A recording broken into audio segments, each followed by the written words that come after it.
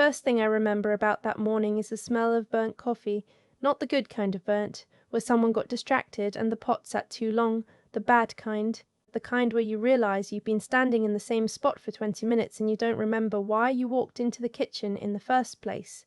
I was 22.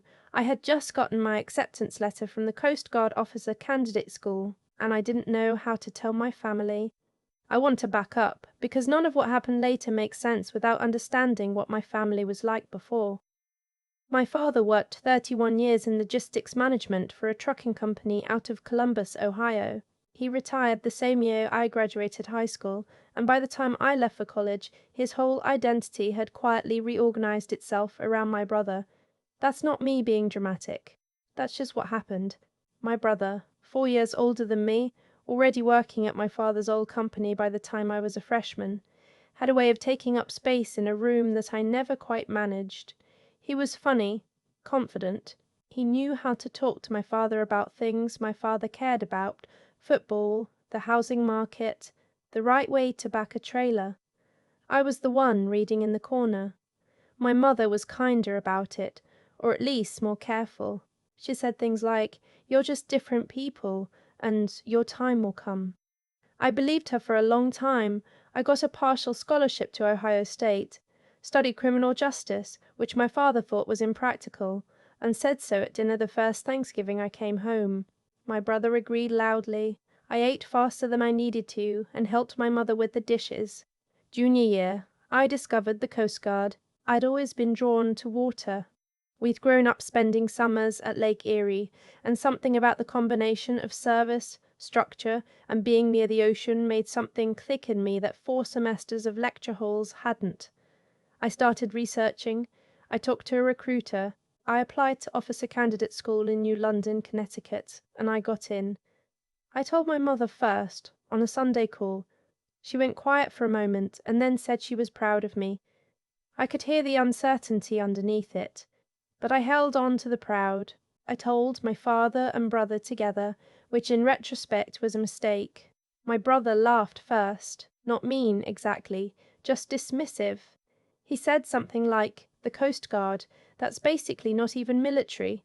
My father didn't laugh. He just looked at me with that particular expression he had when he was choosing his words carefully, and he said, "Are you sure that's the right fit for you?" I said, "Yes." I was sure. What happened in the 6 weeks after that I still don't entirely understand.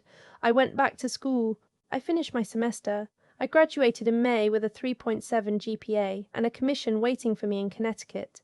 My family came to graduation, all 4 of us, my parents and my brother and me, standing in the sun outside the Schottenstein Center, and everything seemed fine. Strained in the usual ways, but fine.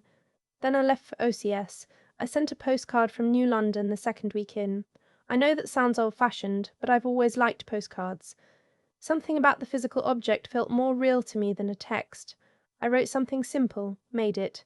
Training's hard. Coffee's terrible. Love you. I sent it to my parents' house on Fernwood Drive. I didn't hear back. I figured they were busy. By the time I got to my first duty station, sector New England, out of Boston, it was fall. I called home on a Sunday. My mother answered, and there was a pause before she said hello that I noticed but didn't understand yet. The call was short. She asked if I was eating enough. I said yes. She said my father was at my brother's watching the game. I said tell him I called. She said she would. That was October. I didn't hear from them for 2 months. I called again in December, a few days before Christmas. My father answered that time. I said I was planning to come home for a few days, that I could get leave between the 26th and the 30th. He was quiet for a moment, and then he said, "Your brother told us you'd gotten out." I didn't understand at first. I actually said, "What?" He said it again. "Your brother told us you washed out of training, back in the summer. He said you hadn't called because you were embarrassed." I stood in the hallway of my apartment in South Boston with the phone against my ear, and I tried to locate some version of reality where what my father had just said made sense. I said, "Dad, I'm a commissioned officer. I've been stationed in Boston for 4 months. Another pause. He said, "Your brother said you were working at a restaurant downtown." I don't know what I expected him to say after that. Some version of, "Oh God, we must have gotten it wrong." Or even just, "Let me call your brother right now." What he actually said was, "Well, I don't know what to think." I hung up. I don't remember deciding to. My hand just did it. I want to be honest about what the next few weeks felt like, because I think people sometimes assume that when something like this happens, you become very clear and decisive. You march back home, you lay out the evidence, you make them understand. That's not what it's like. What it's like is that you sit on your kitchen floor and you eat cereal for dinner, and you watch television you don't care about, and you think about calling your brother, and you don't, and you think about driving to Columbus, and you don't, and eventually you go back to work, because work is the one place where what you are is not in question. I was Ensign Laurel Vance. That was real. That was mine.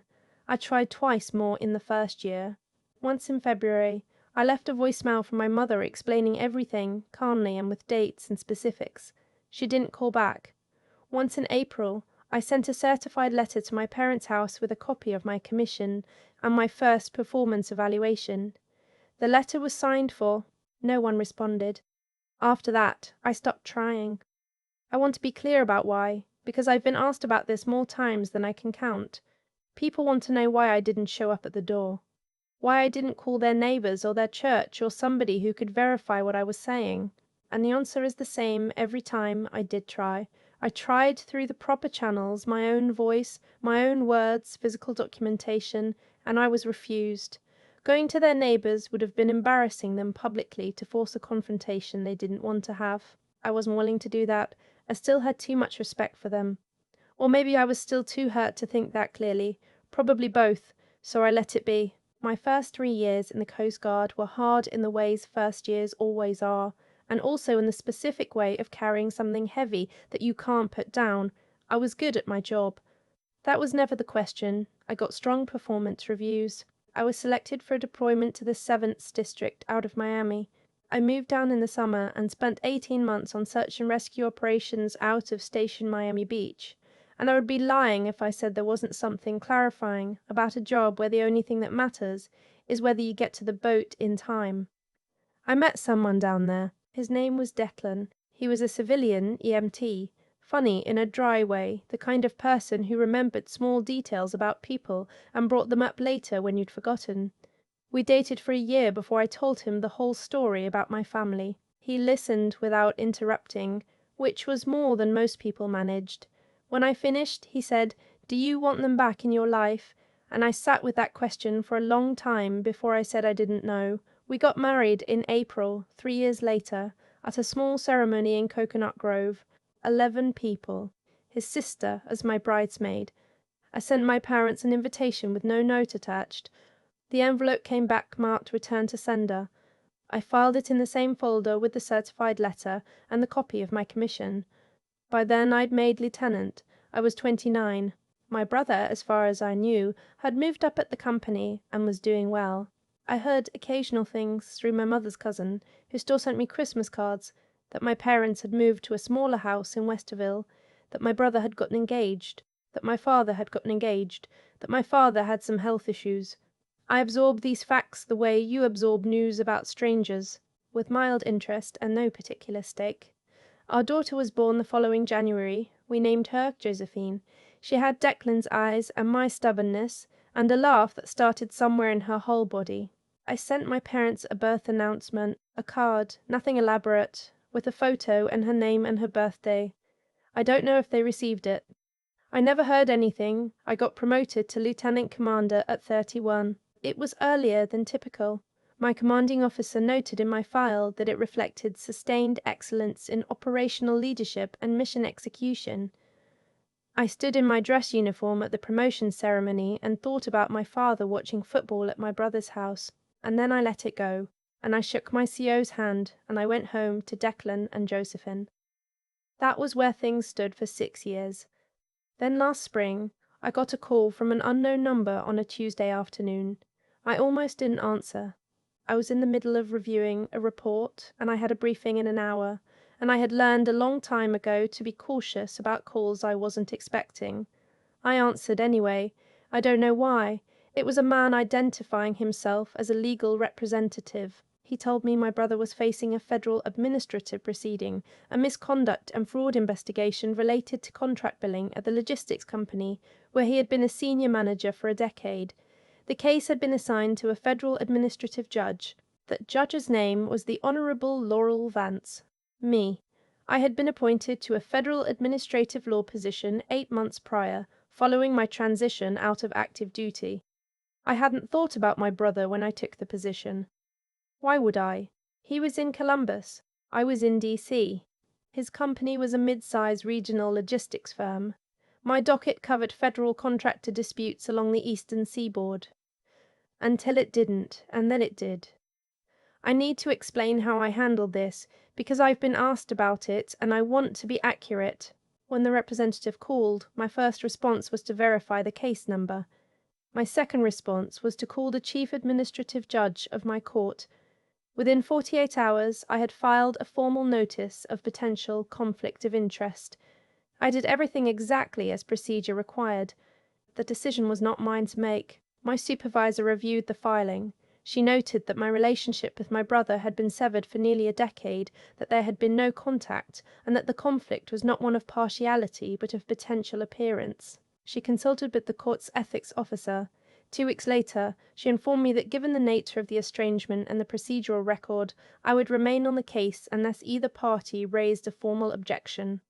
Neither party did. I want to be very precise here. I did not seek this. I did not arrange it. I followed every rule, and I recused myself from the final determination. A different judge issued the actual ruling. My role was limited to the preliminary hearing and procedural management.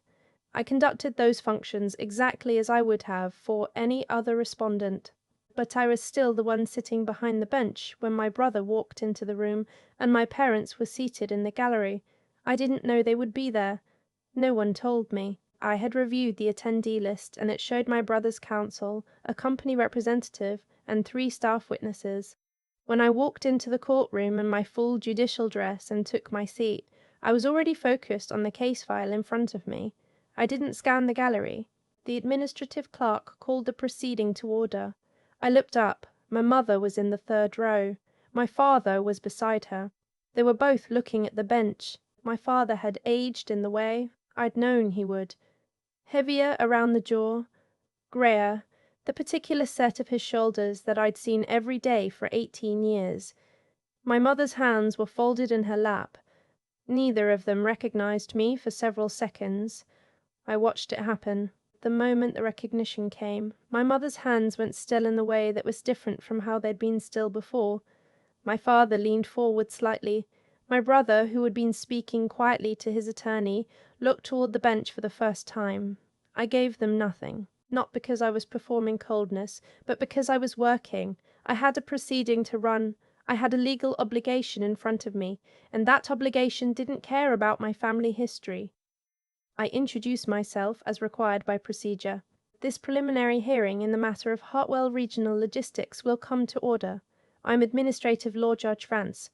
Before we begin, I want to note for the record that a potential relationship disclosure has been filed and reviewed by this court's ethics office. The determination to proceed was made at the supervisory level. Respondent's counsel was notified. We will proceed accordingly. My brother's attorney had been notified. My brother had not raised an objection. He had looked at the case assignment for 8 months without connecting the name. I had not changed my name when I got married. I was still Vance. I had just become someone he apparently wasn't paying attention to. The hearing lasted 2 hours. I ran it the same way I ran every hearing. I was precise. I was fair. I asked clarifying questions where the record needed them. I recessed twice. At one point, my brother looked at me directly for the first time since we'd been in the same room together. I think it was when I asked his attorney to restate the timeline for the billing discrepancies, and whatever he was looking for in my face, I don't think he found it. When I adjourned the preliminary portion and announced that the final determination would be transferred to Judge Michelson, I gathered my files and I stood. I didn't look at the gallery. I got as far as the corridor outside the courtroom before I heard my mother's voice behind me. She said my name, just my name, the way she used to say it when I was small, and she was looking for me around the house. I stopped. I don't know why I stopped. Some things are just reflex. I turned around. Both my parents were standing in the corridor. My mother's eyes were wet. My father had his hands in his pockets the way he always did when he didn't know what to do with them. He said, "Laurel." I said, "I have another meeting." My mother said, "Please. Just please. 5 minutes." I looked at them both for a long moment. I thought about the phone call in December, 11 years ago. I thought about the certified letter that was signed for and never answered. I thought about the birth announcement with Josephine's picture that I sent to a house they'd since moved out of, and the thought occurred to me that I didn't actually know if they'd ever received it. I thought about all the versions of this conversation I'd imagined having, and how in none of those versions had I ever known what to say. I said, "I have to pick up my daughter from school at 3. I looked at my watch. It was 12:47. "I can give you until 2. We found a conference room on the second floor. My father sat across from me. My mother sat beside him. She was holding her purse against her chest, like a shield. My father spoke first. He said he'd had no idea. He said my brother had told them I'd failed out of OCS, that I'd been too embarrassed to call, that I'd moved to Boston and cut off contact because I was ashamed. He said they'd believed him. He said they'd thought about reaching out many times but didn't know what they'd say. He said they'd assumed I didn't want to hear from them. I let him finish. Then I said, "I sent you a certified letter in April of the year I was commissioned. With a copy of my commission, someone at your house signed for it." My father looked at my mother. She didn't say anything for a moment. Then she said, "Your brother was at the house a lot that spring." I nodded slowly. She said, "I never saw a letter." I said, "I know." The silence after that was the specific kind where everyone in the room is arriving at the same understanding from different directions. My father said my brother's name like it was a question. I said, "You'd have to ask him." What happened with my brother is a matter of administrative record at this point, which is a very bureaucratic way of saying that he did not have a good spring. The investigation found significant billing irregularities over a 4-year period. He lost his position. There were civil penalties. He's contesting the final determination, which is his right, and Judge Michelson is handling it without any involvement from me. That chapter is his to navigate. What I'm left with is harder to categorize. My parents and I have talked 4 times since that day in the corridor. 2 phone calls, 1 dinner, at a restaurant halfway between DC and Columbus, once when they drove down and met Josephine for the first time. She was 6 by then. She shook my father's hand when they were introduced, very formally because that's who she is, and my father laughed in a way I hadn't heard in a very long time. I am not going to tell you that everything is fixed. It isn't. There are 11 years in the middle that didn't happen, or happened without them, and I can't remake those years into something else. Declan likes my parents, which makes it easier. Josephine is curious about them in the way children are curious about people who are clearly important to the adults around them, and I don't know yet what that relationship will become. My mother said to me at the dinner in the middle that she was sorry she hadn't called the Coast Guard herself to verify what my brother had told her. She said it very quietly, like she'd been practicing it. I said I knew. I said I had thought about that for a long time. She said, "Were you angry?" I said, "For a while." And then I was just absent. She nodded like she understood that. I think she did. What I know now that I didn't know at 22 is that people make the choice to not look too closely at things that would require them to change what they think they know. My parents made that choice for 11 years. I don't think they were cruel. I think they were afraid, and then they were committed, and then too much time had passed, and they didn't know how to start. Fear and inertia look a lot like indifference from the outside. I spent a long time assuming the worst, and I was wrong about the worst, and I was also not entirely wrong. That's the part no one tells you about, when the truth is more complicated than either version you'd been carrying. I drive to work on Tuesday mornings, and sometimes I pass a coffee shop near the courthouse that burns their first pot every day. You can smell it from the street when the weather is right. And I think about that morning in my parents' kitchen, standing with the acceptance letter, trying to figure out how to say what I needed to say. I should have just said it louder, but I'm saying it now, and it turns out that counts for something. If there's a question I'd ask you to carry out of this, it's the one I've asked myself more times than I can number.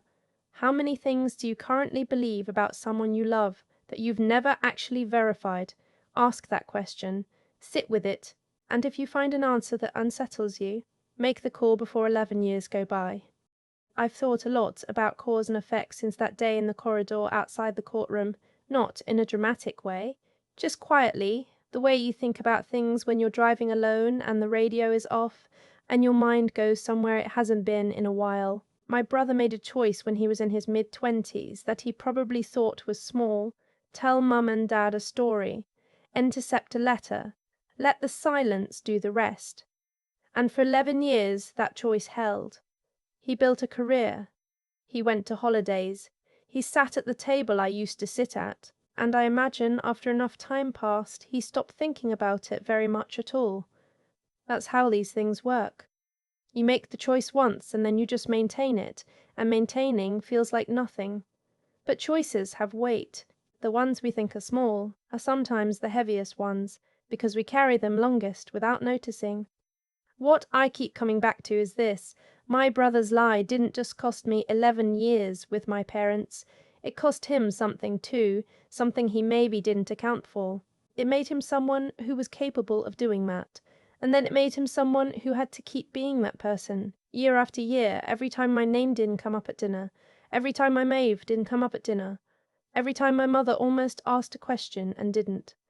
You become what you repeatedly choose. He chose that, over and over, for more than a decade. And eventually the version of himself he'd been building, competent, trusted, the son who stayed, came apart not because of me, but because of choices he made in an entirely different room, for entirely different reasons, that just happened to land on my docket. I didn't arrange that. I want to be clear about that again, because it matters to me. I followed every rule. I filed every disclosure. I recused myself from the final determination. What happened because of who he was by the time it caught up with him. That's not justice in the cinematic sense. It's just what happens when you build your life on things that aren't true. What I learned about myself in all of this, and this is the part I didn't expect, is that integrity is most expensive when nobody's watching. For 11 years I did my job. I got promoted. I built a marriage and had a daughter and moved up through a system that evaluated me on what I actually did, not on what my brother had told 2 people in Columbus. I didn't have an audience for any of that. I wasn't doing it to prove something to my parents. I was just doing it because it was the work in front of me, and I cared about doing it well.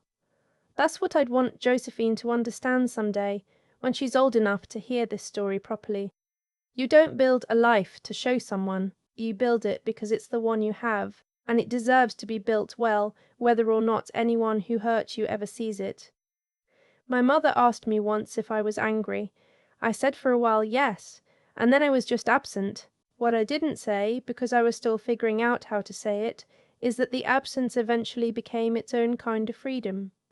I stopped waiting for something to change. I stopped organizing my life around what my family thought of me. And in that space I became the thing they didn't think I could be. Not to spite them, just because I had room to.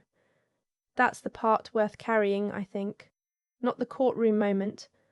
Not the expression on my father's face when he finally understood, but the 11 years of ordinary days in between, when I kept going anyway.